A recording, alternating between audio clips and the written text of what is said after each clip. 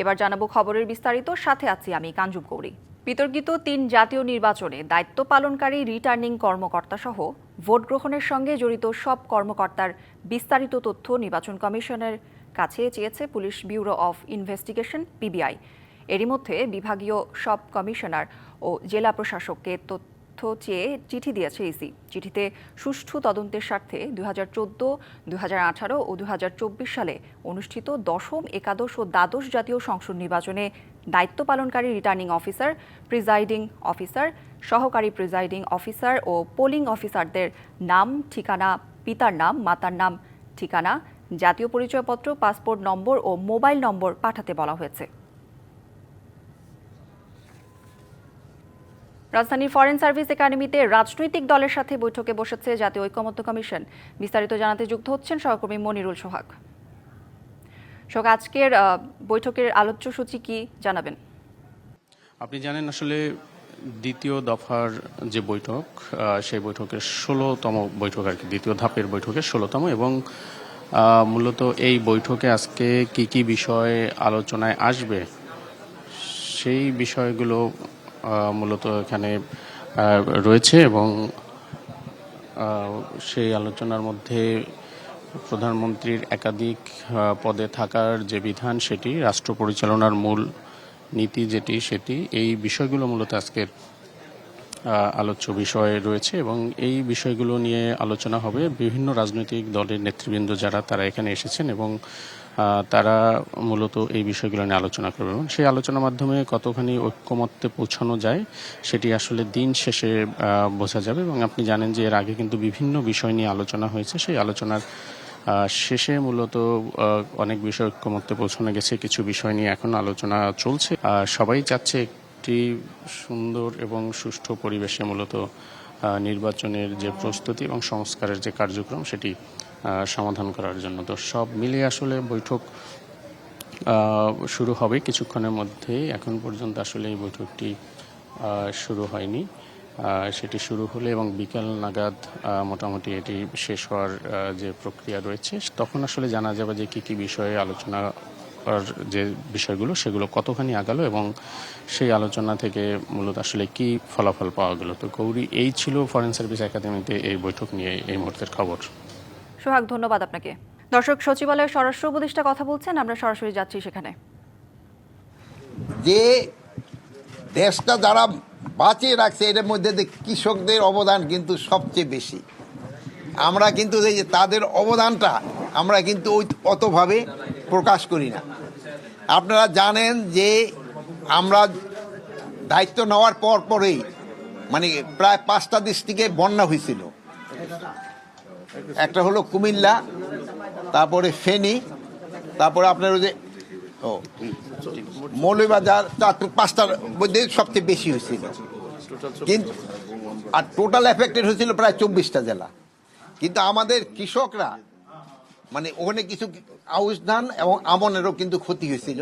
কিন্তু কৃষকরা এই পরিশ্রম করে তারা এই বোরো ধানের যে আমাদের একটা এস্টিমেট ছিল, তার চেয়ে প্রায় 15 লক্ষ টন বেশি উৎপাদন করছে। আমাদের কিন্তু 15 লক্ষ টন কিন্তু বেশি উৎপাদন করছে। তারপরেও দেখা যায় যে বাজারে হয়তো চাউলের দাম একটু বেড়ে যাচ্ছে 2-3 টাকা।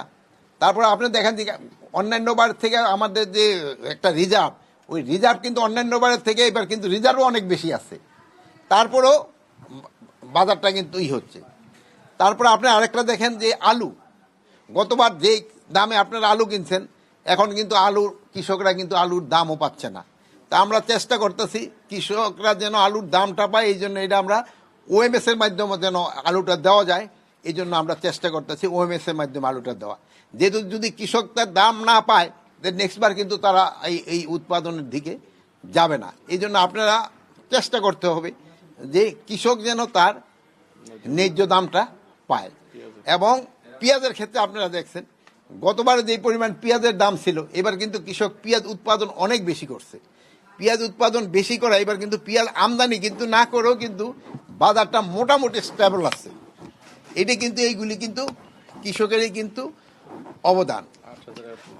হ্যাঁ, আর প্লাস আমরা এই যে পেঁয়াজটা প্রিজার্ভ করার জন্য আমরা এই 8,000 এয়ার ফ্লো দেওয়া হয়েছে, যেহেতু কৃষক যেন তার এই পেঁয়াজটা তার বাড়িতেই সংরক্ষণ করতে পারে।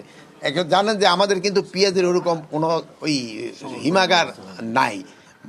প্লাস আমরা এই যে সবজি কালেন্ডার দেখছেন, শীতের সময় আপনারা দেখেন যে সবজির দাম অনেক সময় অনেক কমে যায়, যেমন মূলা, তারপরে এই যে ফুলকপি, এগুলির দাম হিসেবে টমেটোর দাম অনেক কমে যায়। আবার এই শীতের সিজনটা যাওয়ার পরপরেই যে সামার চলে আসে, এইটার ভিতরে একটা ট্রানজিট পিরিয়ড থাকে প্রায় 1 মাস 1.5 মাসের মধ্যে। জেলায় জেলায় সংকট সমস্যা, তা থেকে উত্তরণের চ্যালেঞ্জ আর সম্ভাবনার কথা তুলে ধরতে চলছে ডিবিসি এক্সপ্রেস। বিশেষ এই আয়োজনে মতামত থাকছে তৃণমূল থেকে শুরু করে নীতি নির্ধারকদের। ডিবিসি এক্সপ্রেস আজ সারাদিন আছে হবিগঞ্জ জেলায়। সিএসআরএম ডিবিসি এক্সপ্রেসে আমরা এই মুহূর্তে আছি হবিগঞ্জ জেলার মাধবপুর উপজেলায়, যেটাকে সিলেট জেলার প্রবেশদ্বার বলা হয়, সিলেট বিভাগের প্রবেশদ্বার। ঠিক এই মুহূর্তে আমরা পেয়ে গেছি এখানকার কিছু শিক্ষার্থী যারা বৈষম্য বিরোধী আন্দোলনের সাথে কাজ করছে। তারা সমাজ রাজনীতি নিয়ে তাদের চিন্তা ভাবনা কি সেটা জানতে চাইবো। তো আপনারা সবাই শিক্ষার্থী, আমরা দেখছি বৈষম্য বিরোধী আন্দোলনের সাথে কাজ করছেন, আপনাকে স্বাগত জানাচ্ছি। তো আমরা যে আপনারা শিক্ষার্থী, আপনাদের রাজনৈতিক ভবিষ্যৎ বা আপনাদের আদর্শটা কি জানতে পারি একটু? আমরা যারা বৈষম্যের বিরুদ্ধে লড়েছি তারা জানিয়ে লড়াই শুধু নিজেদের জন্য নয়, পরের প্রজন্মের জন্য। আমাদের সংগঠন থেকে, বৈষম্য বিরোধী ছাত্র আন্দোলন থেকে আলহামদুলিল্লাহ আমরা কোনো বিশৃঙ্খলা সৃষ্টি করিনি। আপনি দেখবেন বিভিন্ন রাজনৈতিক দলের মধ্যে কাদা ছেঁড়াছিড়ি বা এরকম একটা অবস্থা হচ্ছে, কিন্তু আমরা এখনো কোনো সমস্যার সম্মুখীন হয়নি বা আমরা আশাবাদী যে এরকম কিছু হবে না ইনশাল্লাহ। মানে বৈষম্য বিরোধী আন্দোলন করেছেন নিজেদের জন্য নয়, সমাজ দেশ গঠন, কিভাবে একটা সুন্দর দেশ গঠন করা যায়। তো আপনার কাছে জানতে চাইবো, এখন দেশে একটা রাজনৈতিক অস্থিরতা চলছে, বিশেষ করে সব রাজনৈতিক দলের মধ্যে। তো আপনারা বৈষম্য বিরোধী আন্দোলন, তারা এই রাজনৈতিক দলের সাথে সমন্বয় করে কিভাবে কাজ করছেন? আমরা মূলত মাধবপুর উপজেলা, হবিগঞ্জ জেলার যে মাধবপুর উপজেলার মধ্যে আমরা রাজনৈতিকভাবে আমাদের যতটা রাজনৈতিক দল আছে আলহামদুলিল্লাহ আমাদের সাথে সবাই সাপোর্ট দিচ্ছে বা সবাই আন্দোলনে নামছে। আমরা রাজপথে নামেছি প্রায় 20,000 মানুষ মাধবপুর উপজেলায়।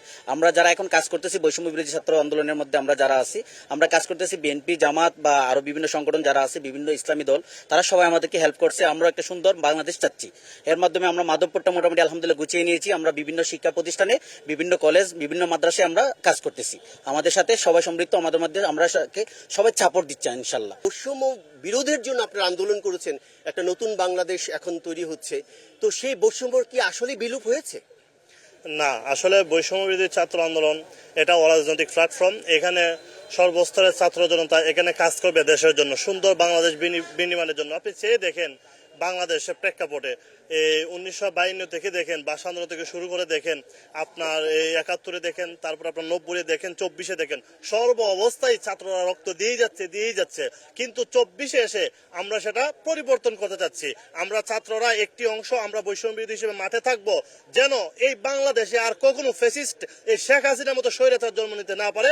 এই জন্য আমরা বৈষম্য বিরোধীরা সুন্দর বাংলাদেশ বিনিময়ের জন্য কতটা সাকসেস হবেন বলে মনে করছেন? ইনশাল্লাহ আমরা তো আশা করি 100% সাকসেস হবো, কারণ সত্যের জয় এটা আছে, ঠিক আছে? সত্যের জয় নিশ্চিত, সুনিশ্চিত। এটার জন্য আমরা মাঠে নেমেছি। ইনশাল্লাহ আমরা সুন্দর বাংলাদেশ বিনির্মাণ করেই তবে আমরা ঘরে ফিরবো। আপনাকে অনেক ধন্যবাদ। আপনারা শুনছিলেন সিএসআরএম ডিবিসি এক্সপ্রেস। আমরা পরবর্তীতে যাব হবিগঞ্জে, যেহেতু চা বাগান আছে, সেখানে অনেক শ্রমিকরা তাদের কাজ করে, তাদের দুঃখ দুর্দশার কথা শুনবো এবং সেই সমস্যা সমাধানে এখানকার জেলা প্রশাসক বা সংশ্লিষ্ট কর্তৃপক্ষ কি বলেন সেটিও জানার চেষ্টা করবো। ততক্ষণ আমাদের সাথেই থাকুন।